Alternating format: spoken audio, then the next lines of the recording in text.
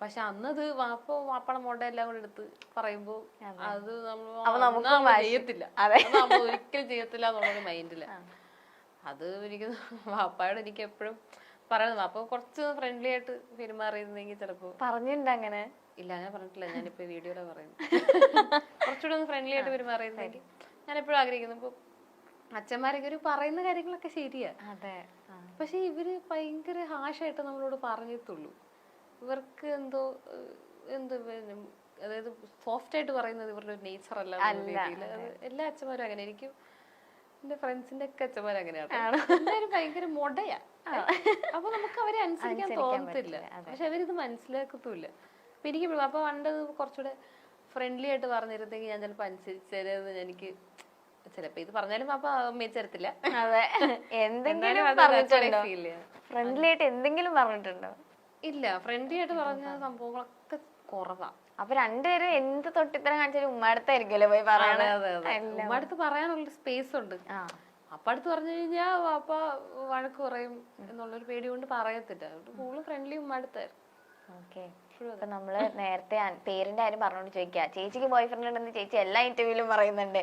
അപ്പൊ എന്നാണ് കല്യാണ പ്ലാനൊക്കെ ഉണ്ടോ, അതോ നമ്മുടെ ലക്ഷ്മി ചേച്ചി ഇങ്ങനെ നിക്കുന്നുണ്ട് അത് കഴിയാതെ നമുക്ക് പറ്റില്ല എന്നുള്ള ഇതാണോ? അല്ല അല്ല, കല്യാണമൊക്കെ പതുക്കെ ഉള്ളു. അത് സെറ്റ് ആവട്ടെ.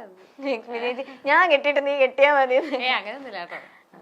യൂത്തായി പോയാ കെട്ടുമെന്ന് തോന്നുന്നു, എനിക്ക് തോന്നി. അതിനുമ്പ് എനിക്ക് കെട്ടണമെന്നുണ്ട്. പക്ഷെ ഞങ്ങൾക്ക് അങ്ങനെയൊന്നുമില്ല, ആദ്യമില്ല. ആരാദ്യം പറ്റുന്നോ അവര് കിട്ടും. എനിക്ക് ഉടനെ തന്നെ കെട്ടണമെന്നൊക്കെയാണ്. പക്ഷെ സമയാവട്ടെ. പുള്ളി എന്റെ പാട്ടെന്ന് താല്പര്യം ഉടനെ കെട്ടാൻ താല്പര്യമില്ല. ഓക്കെ, ആ സമയാവട്ടെ. ഭയങ്കര സപ്പോർട്ടാണ് എല്ലാ കാര്യത്തിലൊക്കെ. ലൈക്ക് ചേച്ചി ആഗ്രഹിക്കും, നമുക്കൊരു പാർട്ട്ണർ തന്നെ നമുക്ക് എല്ലാവർക്കും ഒരു ആഗ്രഹം ഉണ്ടാവല്ലോ, ആ രീതിയിലുള്ള ഒരാളില്ലാത്ത പാർട്ട്ണറെ ഞാൻ പ്രേമിക്കാൻ തന്നെ പോകത്തില്ലല്ലോ. അപ്പൊ അത് തന്നെ പ്രസക്തിയില്ല. അതാണ് നമ്മള് പ്രേമെന്ന് വെച്ചാൽ ഒരാളെ സഹിക്കലല്ലോ. അതെ. അപ്പം സപ്പോർട്ട് ചെയ്തില്ലേ അവിടെ നിന്നു, ബന്ധം നിന്നു. അതെ, തീർന്നു. സപ്പോർട്ട് ചെയ്യാറുണ്ടോ എന്ന് ചോദിക്കേണ്ട ആവശ്യമില്ല. ഈ മാസ് കമ്മ്യൂണിക്കേഷൻ എന്ന് പറഞ്ഞ സബ്ജക്ട് എടുത്ത ചേച്ചിക്ക് മീഡിയ ഫീൽഡിലേക്ക് വരാൻ വേണ്ടി തന്നെ അങ്ങനെ ഓർത്തിട്ടാണോ എടുത്തത്, അതോ ആ ഒരു? ഞാൻ പണ്ട് എനിക്ക് ക്യാമറ ഹാൻഡിൽ ചെയ്യാൻ താല്പര്യം ഉണ്ടായിരുന്നു. അപ്പൊ അങ്ങനെയാ ഇതുപോലെ മാസ് കമ്മ്യൂണിക്കേഷൻ ഒക്കെ എടുക്കുന്നത്. പിന്നെ എന്നോട് താല്പര്യമൊക്കെ പോയി. അപ്പൊ അങ്ങനെ എടുത്താ സിനിമ ആയിട്ട് തോന്നുന്നില്ല. പല കാര്യങ്ങളും പഠിക്കാൻ പറ്റിയെന്ന് ഞാൻ വിചാരിക്കുന്നത്. അങ്ങനെ അതാ, ഞാനും വിഷ്വൽ മീഡിയ ആയിരുന്നു. അപ്പൊ നമുക്ക് ഇങ്ങനെ ഓരോ സ്ഥലത്ത് പോകുമ്പോ പഠിച്ച എന്തെങ്കിലും ഒക്കെ ഒരു സാധനങ്ങൾ അവിടെ ഇവിടെ ഒക്കെ ആയിട്ട് ഉണ്ടാവും. അതുകൊണ്ട് ചോദിച്ചാലും ചിലപ്പോ പറയാനും എളുപ്പമായിരിക്കും. ഓക്കെ. ഇപ്പൊ ഉമ്മ സിനിമയില് കുറച്ച് സിനിമകളൊക്കെ ചെയ്തല്ലോ. അപ്പൊ ഉമ്മയുടെ ഒരു എൻട്രി എങ്ങനെയായിരുന്നു സിനിമയിലേക്ക്? ഉമ്മയുടെ ഈ കുമ്പളങ്ങി നൈറ്റ്സില് വെറുതെ ഒരു ഓഡിഷന് പോയതാ. അങ്ങനെ വേറൊരു റോളിനുള്ള ഒരു ഓഡിഷന് പോയതാ. പക്ഷെ ഫഹദിന്റെ അമ്മയായിട്ട് അതിന്റെ ഓഡിഷന് പോയതാ. പക്ഷെ ഇതാണ് കിട്ടിയത്. അപ്പൊ അത് ഇതുപോലെ തീരെ പ്രതീക്ഷിക്കാതെ പുള്ളിക്കാരി ചേച്ചിയുടെ ഫ്രണ്ട് അതില് വർക്ക് ചെയ്യുന്നുണ്ടായിരുന്നു. വെറുതെ അങ്ങനെ പോയത്. അങ്ങനെ ഉമ്മ ഇതിനെ അഭിനയിക്കുന്നോ, അങ്ങനെ ഉമ്മ എഴുതും, നന്നായിട്ട് വായിക്കും, എഴുത്തൊക്കെ ഉണ്ട്. അല്ലാതെ മറ്റു കലകൾ ഒന്നും ഉള്ളതായിട്ട് എനിക്ക് തോന്നിയിട്ടില്ല. പക്ഷെ സജീവമായിട്ട് എന്നെക്കാളും പടങ്ങൾ ചെയ്തോണ്ടിരിക്കും. അഭിമാനത്തോടെ ഞാൻ പറയുന്നു. പക്ഷെ ഇപ്പൊ ഉമ്മ ഭയങ്കര കാര്യമായിട്ട് അഭിനയിക്കുകയും പണ്ടൊക്കെ ഉമ്മ ഫേസ്ബുക്കില് ആൾക്കാരെ വിമർശിച്ചൊക്കെ കാര്യമായിട്ടൊക്കെ എഴുതുമായിരുന്നു. ഭയങ്കര വിമർശനങ്ങളും എല്ലാരെയും കുറ്റപ്പെടുത്തി. അതായത് അങ്ങനെ മറയൊന്നുമില്ല. ഉമ്മക്ക് തോന്നുന്നു ഉമ്മ എഴുതും. അങ്ങനെ കുറെ പണിയും കിട്ടിയിട്ടുണ്ടെന്ന് തോന്നുന്നേ.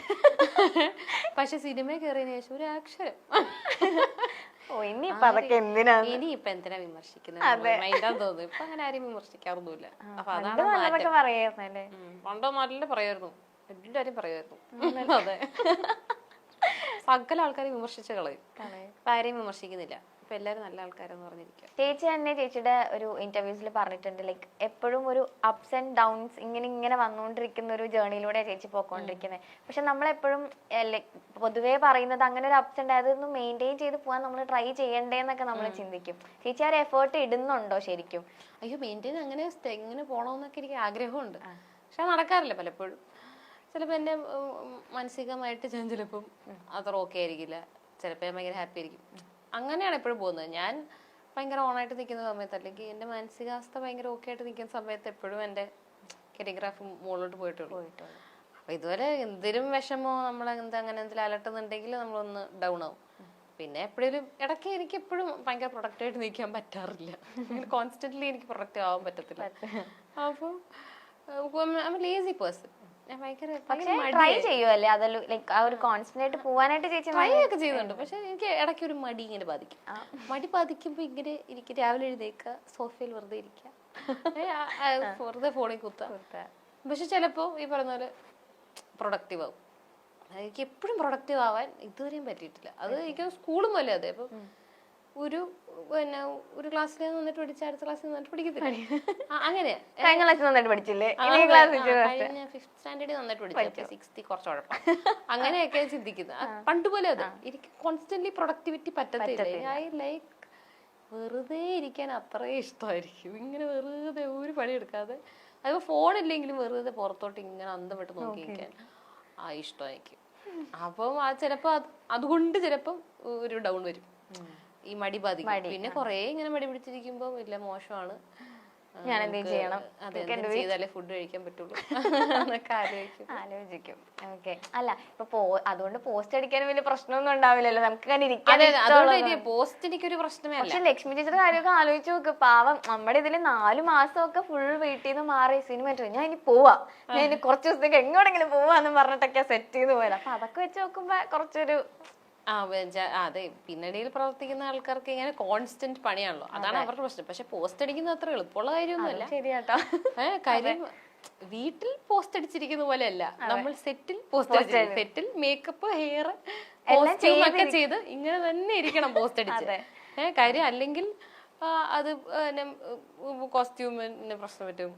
കാര്യം നമ്മൾ എപ്പോഴും പ്രിപ്പയർഡ് ആയിട്ടിരിക്കും. ഇപ്പൊ നമ്മളെ വിളിക്കും. ആൻഡ് എല്ലാ ആക്ടേഴ്സിനും ക്യാരവാനോ ഒരു സുഖമായിട്ട് ഇരിക്കാനുള്ള ഒരു സ്ഥലമോ ഒന്നുമില്ല. അവിടെ നമ്മൾ പോസ്റ്റ് അടിച്ചിരിക്കുക എന്ന് പറയുന്നത് ഭയങ്കര ചൂടുണ്ടാവും. അങ്ങനെ ഫുൾ നല്ലൊരു സെറ്റ് ഒരു സ്ഥലമല്ല എന്നുണ്ടെങ്കിൽ അവിടെയൊക്കെ നമ്മൾ അഡ്ജസ്റ്റ് ഒക്കെ ചെയ്തിരിക്കേണ്ടത്. അവിടെ പോസ്റ്റ് അടിച്ചിരിക്കുക എന്ന് പറയുന്നത് അയ്യോ ഭയങ്കര ബുദ്ധിമുട്ടാ. അപ്പം അത് എനിക്കത് പിന്നണിയില് കോൺസ്റ്റന്റ് ആയിട്ട് പ്രവർത്തിക്കുന്നവരെ പോലെ തന്നെ പാടാണ് പോസ്റ്റ് അടിച്ചിരിക്കുന്നത്. ഇപ്പൊ എന്റെ നിങ്ങൾക്ക് ആക്ടേഴ്സിന് സുഖമല്ലേ, നിങ്ങൾക്ക് വെറുതെ ഇരുന്ന ക്യാരവനൊന്നും എല്ലാവർക്കും ഇല്ല. വളരെ കുറച്ച് ആ മെയിൻ 2-3 ആക്ടേഴ്സിന് കാണും ക്യാരവൻ, അല്ലാതെ ആർക്കാ ക്യാരവൻ.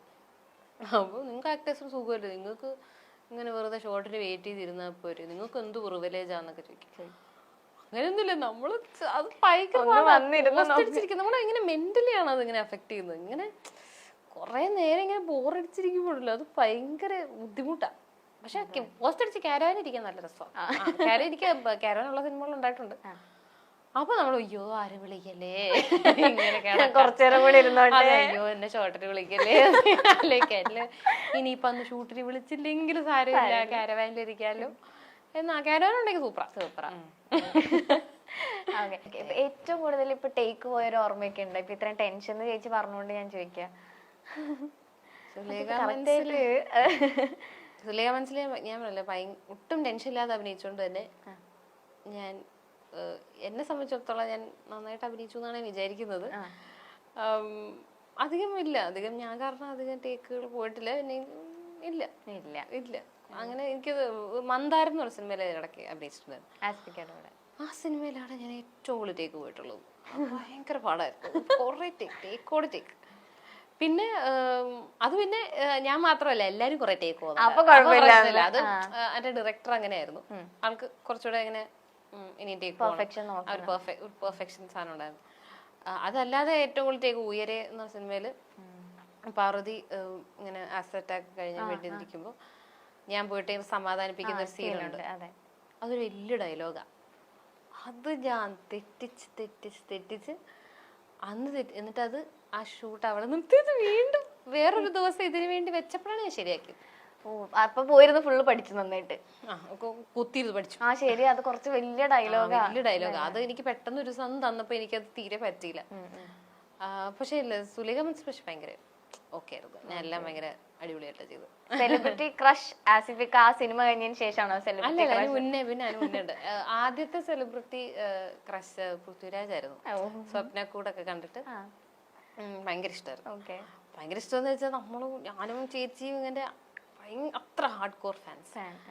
അങ്ങനെ കുറച്ചത് കഴിഞ്ഞപ്പോഴാണ് ഇതുപോലെ ആസ്ഫിക്ക വരുന്നത്. സോൾട്ട് ആൻഡ് പെപ്പർ ഒക്കെ കഴിഞ്ഞതിന് ശേഷം പിന്നെ പിന്നെ നമ്മൾ രാജേട്ടനെ രണ്ടാമത് വെച്ചു. സോറി രാജേട്ടാ, സോറി ആസ്ഫിക്കാണ് കുറച്ചുകൂടെ ഇഷ്ടം. അപ്പൊ പിന്നെ ആസ്ഫിക്ക ഭയങ്കര ഫാനാണ്. പിന്നെ ആസ്ഫിക്ക കല്യാണം കഴിച്ചതോടുകൂടി സങ്കടമായിപ്പോയി. പറഞ്ഞു ആസ്ഫിക്കടുത്ത് പറഞ്ഞു, ഞാൻ പറഞ്ഞിട്ടുണ്ട്. നിങ്ങൾ ഭയങ്കര ഫാനായിരുന്നു, കല്യാണം കഴിച്ചപ്പോ സങ്കടമായിപ്പോയി. ഭയങ്കര സങ്കടമായിരുന്നു എനിക്കത്. ഭയങ്കര സങ്കടമായിരുന്നു കല്യാണം കഴിച്ച ദിവസം. പക്ഷെ ആസ്ഫിക്കയുടെ ഫാമിലി കാണുമ്പോ തന്നെ നമുക്ക് ഭയങ്കര ഇങ്ങനെ അവരിങ്ങനെ കൊണ്ട് നടക്കാം, പിള്ളേരെയും ചേച്ചീനെ കൊണ്ട് നടക്കാൻ കാണുമ്പോ തന്നെ നമുക്ക് വീണ്ടും അസൂയ.